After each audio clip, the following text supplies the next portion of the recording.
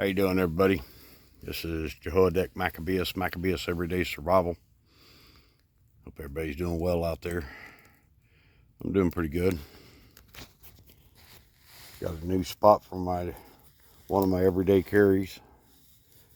That's the Gerber 2 dagger that Pilgrim 420 sent me. I do appreciate it, brother. It's a nice knife. It's right there on the edge of my coat. I wear it to town and everything like that. Quick and easy to get a hold of. Hope you enjoy the video, y'all. That's a deer rack that I took probably 2015, the 2015-16 season, I believe. I had 4 of them. I believe they were all 8 points. You can see that's what that one was. And I had them nailed to a tree out there to let the bugs and everything eat the hide and the flesh off of it. And you can see up there where it's been gnawed at. Squirrels and stuff like that like to get on them, and they eat on them for the calcium. But that one was around in my summer kitchen, and old dog right there, that old handsome boy, that old handsome dog, that old man britches. Yes sir, yes sir, he's a good boy. He is a good boy. He come around here a while ago. Yeah, I'll pet you. He come bringing it around here a while ago, and he's been dragging up his old deer bones that he's buried over the last couple of years. He'll take them out and bury them, and then go back and dig them up later. It's a thing dogs do. And he'll play with them, chew on them, break them, and eat them, and throw them up in the air and run back and forth here. He's 13 years old and he's still running like he's 2. Acts like he's an old puppy. He was playing with that horn there earlier this morning. He got a hold of it last year and ruined it. There's a piece of broken bone. There's an old jawbone off of a cow. Yeah, he's happy to be outside. We haven't been outside much this year, and he suffered a lot for it just because of my health. And it was really too hot for me outside this summer. I'd come outside and try to be outside and just sweat, and it'd make me really tired, and the pain would make me tired. And it's about 45 here today. I've been hanging outside more since the weather's cooling off. I'm really enjoying it. The pain's getting better. One thing about these injuries, if you just sit around, they don't get better.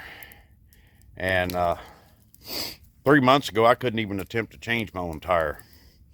Here about 4 to 6 weeks ago, I had a flat tire coming home from one of my infusions, and I just went past the little town. I got a little town south of me. There's still a full service gas station, and the old guy that runs it, I've known him and been done business there for 25 years, and he still fixes tires for $3 a piece. And that weird light popped up on my dash. I've never owned anything this fancy that tells you the air on your tires. The newest thing before this I'd ever owned was an 04 F350 Super Crew, and that was back in like 2008 and 9. It was still fairly new technology at that time, but it didn't have a sensor for the tires. But seen that thing on my dash, I was like, what? And I pulled over and stuck my head out the window, and hell, the tire was about 3/4 flat. So I whipped it around. I was only about a mile past that little town, and I went in there, and he acts kind of grumpy when you come in there for tires. If you drop him off and say, I'll be back in a couple of weeks, old boy, then, you know, he's all cool with that. But when you just show up, he acts all grumpy and stuff. He'll do them for you, and I only charge you $3, but he's got to do the old grumpy man thing, and I like the old boy. He's an old woodsman. Arrowheads, hunting, cutting firewood. He's an outdoorsman, a real woodsman, you know. But anyway, I got underneath there, and I hadn't even been down on my knees and for quite some time. I haven't been able to. It just hurts my knees so bad. And I've been slowly working into it, doing little things here and there. But I got down there and I got the jack up underneath the car for him, and tried to participate, you know, as much as I could. And today, I mean, I've been slowly working on it a little more every day. And I've done several things. I come in and out of this camper. I've been staying in my camper since the day Mad Shad left to go home. Such a wondrous, blessed visit. Anyway, the steps up and down in there, that's real good exercise for my legs. And I'm getting better every day. I can actually get down and I can change a tire today. I'm pretty confident of that. I'm out here cleaning up my yard, and it kind of took over. The jungle did. It was like Vietnam out here most of the summer, which it didn't bother me. The horseweeds got up 14 to 16 foot tall. I fully intended to do some mock-up Vietnam videos out here, but I just didn't. I didn't have it in me. It wore me out to got all dressed up.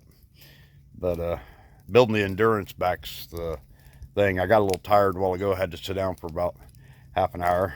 I start feeling it in my hips and my knees mostly. My back, it hurts a lot. But anyway, I'm going to stop complaining about all that because I am getting better every day. Here's what I'm doing right now. Got me a fire going. I've been smelling wood smoke from other people that heat with firewood, and there's some oak and there's some cottonwood in there. You can get cottonwood from the sawmills and oak, but a lot of the cottonwood comes from the sawmills. They sell it for firewood, and it's not that good of a firewood. If you burn it when it's kind of green, you got a good bed of coals, and throw some in there when it's green, them small pieces. Let's see here, I'll show you some smaller stuff.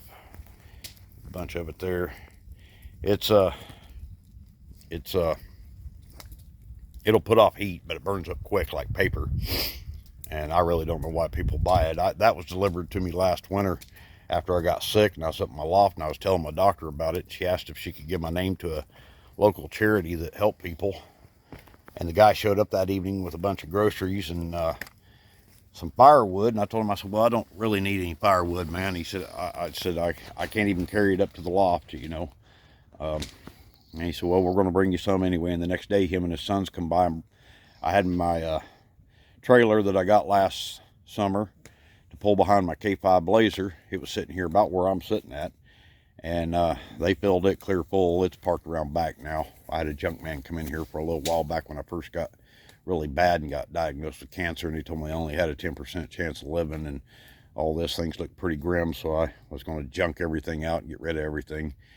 And had some negative influences in my life that was feeding into that negativity. And it was a real blessing to get all that out of my life. I don't need to be around negative people. I'm not a drug addict. I just now took a pain pill about 20 minutes ago. I hadn't taken one since 6:30 this morning. And anyway, on to the point of my story. Let me finish that one, I guess. I usually take my last pain pill around 8 o'clock at night. I don't take any through the night. I want to make sure I don't have an addiction problem when this is all over with, because it is going to be over with someday. And I'm not going to come out the other side an addict. I'm not going to come out the other side with cravings. I actually am getting to the point I hate even taking them. But most of y'all that's watched my channel for any amount of time, you know I do smoke weed, or I did. And hold on, let me light my cigarette, y'all.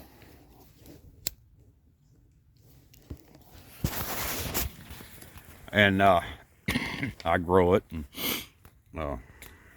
I'm not the best at it by any means. I can grow it good enough for me. And seems like when people are out, they always come to old Mac and, hey, could I get some from you? You know this, and I'll fill them up a Ziploc bag and send it home with them. And they sure like it when they ain't got nothing to go buy from elsewhere. But anyway, I've got a bunch of it here that I grew last year. I got some I grew this year. This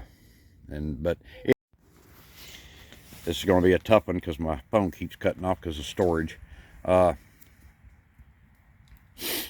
I've been smoking it mainly at night. Help me sleep. And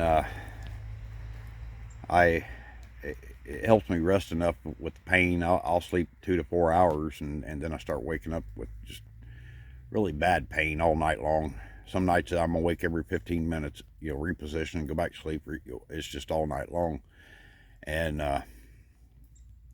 I'll leave preaching on my YouTube playing, you know, and they're, you know, 45 minutes to an hour long.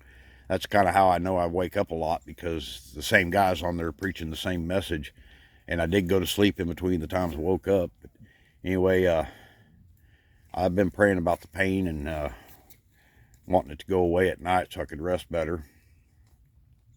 And I had a really odd experience here several nights ago. I smoked some and I ate some. And it was either the Lord or I got overloaded or both. And it was a real rough night for about 2 or 3 hours there. I wasn't sure I wasn't going to die.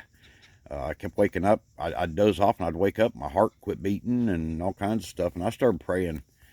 And the Lord said, give it up. And so I made a commitment to the Lord. I was not going to smoke any more marijuana. And I ain't judging anybody who does. I know a lot of people that take it for cancer and other medical things. Some people do it just for daily sanity. You know, it's natural, and I ain't judging nobody that does it. This is just a choice for my personal life. And I've noticed the last few nights that the pain at night's not near as bad as it had been. And even before, when I didn't smoke it at night, it was the same thing with the pain, just hurt all the time. And that's the pain I just really wears me down, is my sleep pain, because if I don't rest good, it you know, if you don't get good rest, you start wearing down. But just wanted to share that with y'all. I am doing pretty good. That's my old camper behind me. That's some aluminum awning rods off of campers I junked out years ago. I'm gonna build an awning for the other side at the door. This was the point of what started the video. Just turned around here. That's a step I saved off of a camper, I don't know, probably 10 or 12 years ago. Figured I'd use it for a trailer or something. Glad I still had it. I've been straightening it out. It got a little bent up. Got it where it'll function. These tracks here, that rod rides in, they were bent over. I got them straightened up so the rod travels, and still had some big carriage bolts. Well, they're not huge. They're 3/8. I'm saving them washers. Them are good lock washers. Everything's a resource. They were in them 4 holes, were bolted up to the frame of the other camper I took it off of. I used my Milwaukee hacksaw with a torch blade. I recommend everybody have a good Milwaukee or some brand of sawzall or hacksaw, and some of them torch blades to carry in your get-home vehicle or bug-out vehicle. Make short work of about anything steel. I've shouted these out before too, these pliers. I've had these for over 20 years. This is actually my second pair. They're made by Knipex. These are the Cobras. You can buy them still, but they're you can buy them, but they're not made like them. They're not the same anymore. I bought another pair 2 or 3 years ago when I was still out over the road working, and gave them to my my amigo Juanito, and just passed them on to him because I had 2 pair, you know. And he's into tools. He was a Latin king. He'd been in prison, and God's really done a change in his life from the man he used to be. And he got out and run across an old girlfriend from years ago, and started raising a family, and got away from the drugs, got away from all the gang stuff, and he's living a productive life. And back to the tools, he was wanting to start him like a little, you know, tire shop, a mobile tire shop, where you travel out and fix people's tires on the highway. It's a thing in some places. Come here, boy. Go too far now. And anyway, I gave the other pliers to him. He's a good old mug. Yes, sir. But that's all I got for now. Y'all stay safe and have a good day. And I am going to quit smoking cigarettes here soon.